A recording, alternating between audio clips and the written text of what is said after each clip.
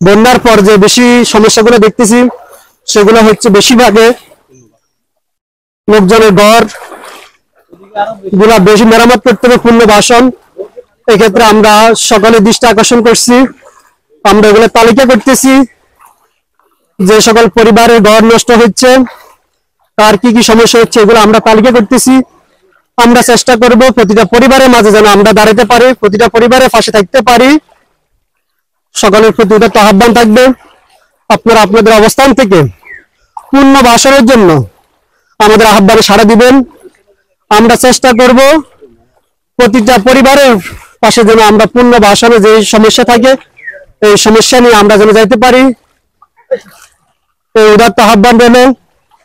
দেখেন আজকে 15-16 দিন হয়ে গেছে, এখন আমার তাইরপুর পশ্চিম পাড়া পানির পরিমাণটা দেখেন কোন পর্যায়ে আছি আমরা। এটাকে আমরা ডিঙ্গে আমরা তো বর্তমানে আসতেছি, প্রচুর পরিমাণে পানি এখানে রয়ে গেছে। আলহামদুলিল্লাহ আমরা প্রথম থেকে আমরা আশ্রয় কেন্দ্রগুলোতে আমরা সর্বোচ্চ সেবা দিয়েছি। এর পাশাপাশি আমি পুরো ইউনিয়ন ব্যাপী দায়িত্ব থাকার কারণে আমাদের বাইরা, বিশেষ করে আমাদের তাইরপুর ওয়ার্ডে ওনারা সর্বোচ্চ সেবা দিয়ে গেছে।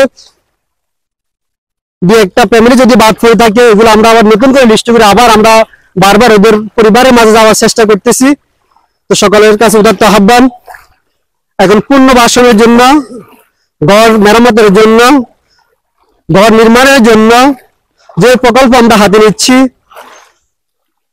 সকল দাতা সংস্থা, প্রবাস দেশে অবস্থানরত যে সকল বিত্তবানেরা আছেন সকলের প্রতি উদাত্ত আহ্বান, আপনারা আমাদের ডাকে সাড়া দিয়ে ওই সকল কষ্ট পরিবারগুলোর মাঝে পাশে দাঁড়ানোর জন্য উদাত্ত আহ্বান রইল। আল্লাহ রাব্বুল আলামিন আমাদের এই বন্যা কবলিত অঞ্চলটাকে হেফাজত করুক। পরিশেষে সকলের সুস্বাস্থ্য দীর্ঘনেখায় কামনা করি। আজকের মতো কথা এখানে শেষ করলাম। আসসালামু আলাইকুম ওয়া রাহমাতুল্লাহি ওয়া বারাকাতুহু।